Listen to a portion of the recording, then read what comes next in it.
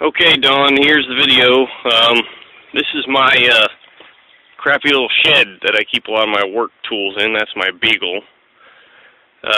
So this is actually the only flat window on my house other than a couple casements. I have storm windows, so that's why we're at the shed.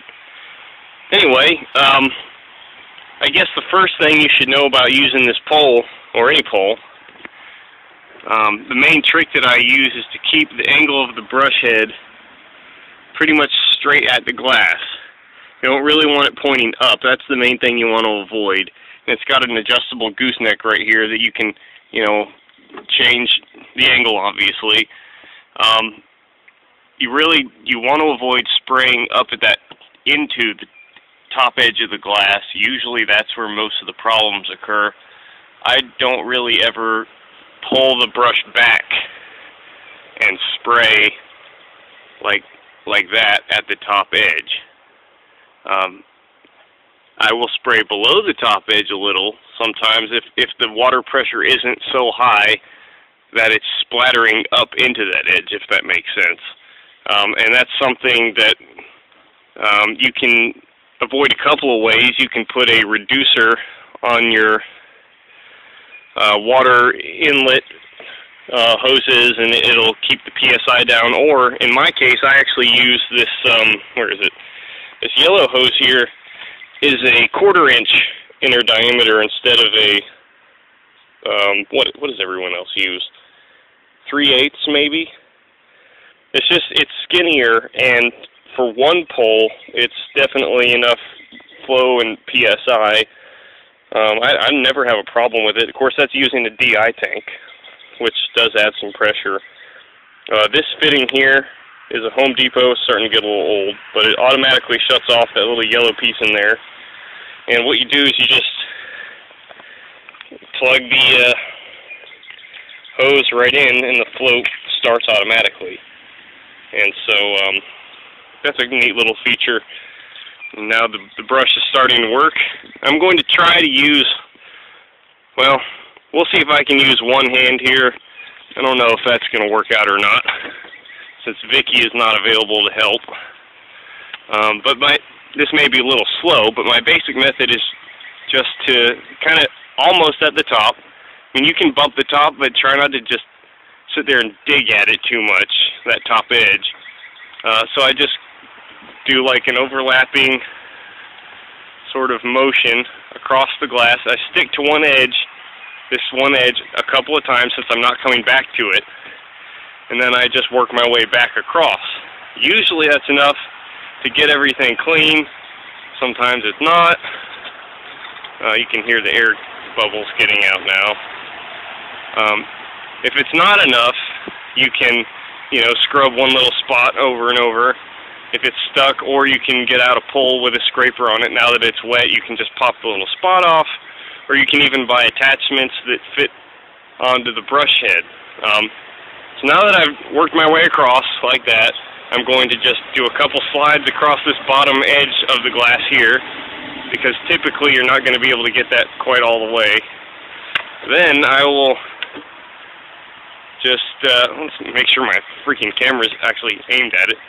Slide across the top just like I did the bottom a few times. This is the first time I've actually touched that edge on purpose.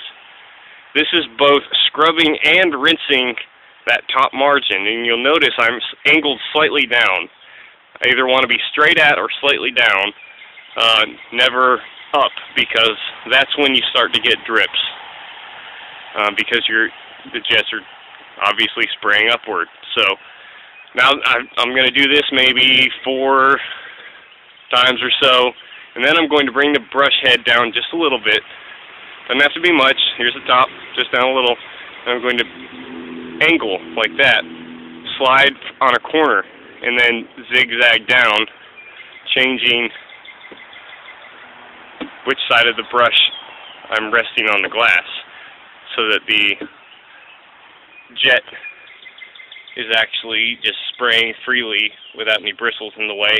You could technically, as long as they aren't real filthy, you could even rinse by just sliding it I'm sorry about the camera work. I know this is pretty crappy, but I'm sitting here holding my Android phone.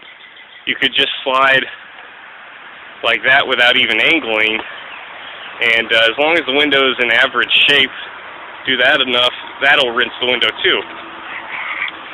Then you just repeat that same process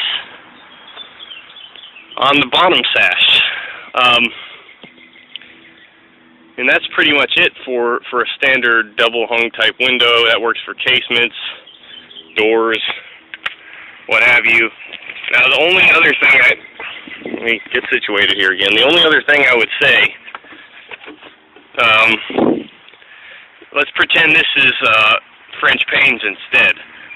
I would do the same process, only treating each row kind of like a different window, if that makes sense. So I would go across this area and then back, and then I would slide across this piece of wood here just to free up the dirt from that.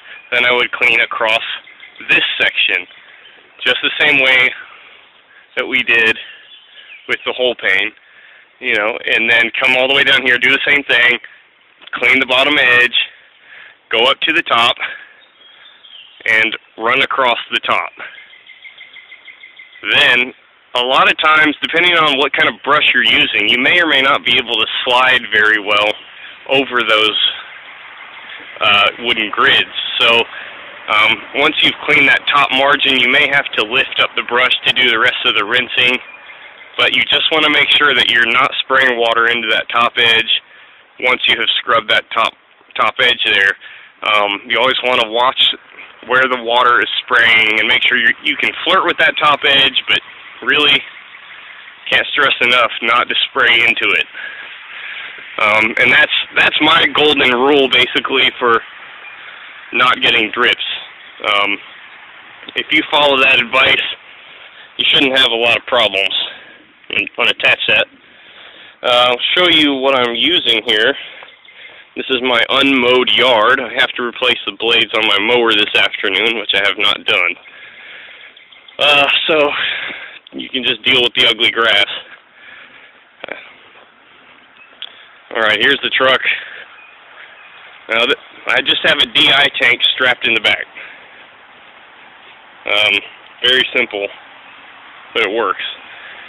And I have put 2 air hose reels hanging on my ladder rack. The black hose hooks up to the house, right there, at the spigot. The yellow hose runs to the pole. So, obviously, one reel is on the input and one's on the output side of this DI tank. It's just really simple setup. Northern Tool air hose reels, Northern Tool air hose. This one is 1/4 inch, and I think this one is 3/8 feeding the tank. That's inner diameter, by the way. And most people use 3/8 on the pole side and garden hose to the house, but I found that you just don't need it for one pole.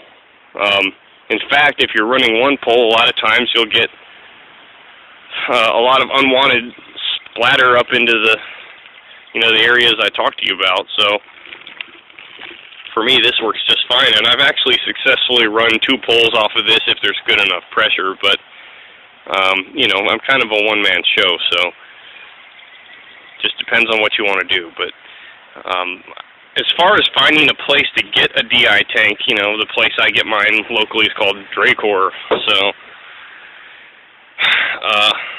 I don't think they're a chain, but you may have to do some hunting, or you could buy a purification system, which I guess I could help you pick one out if you wanted help. Here's my small pole there. I think that's about it for water fetting. The only other tip I have for you would be maybe to use a cobweb duster. I've got it in here somewhere. That little green thing at the back, I don't know if you can see that. If you bear with me, I'll climb in here and get it out. Okay. Put this on just a normal Acme threaded pole, one of these from Home Depot, and this will help you on some of the nastier houses that just have cobwebs all over them. Usually they'll gunk up your pole pretty good, and the cobwebs are often in areas you don't want to be spraying water, if that makes sense. They'll mess up your finished product. So if it's a bad house, you just want to walk around the perimeter real quick, knock off all the cobwebs with this, and then you won't have any problems once you go to actually water fed the window. And I think that's all my advice. If I come up with anything else, I'll make another video, I guess, but that's all for now.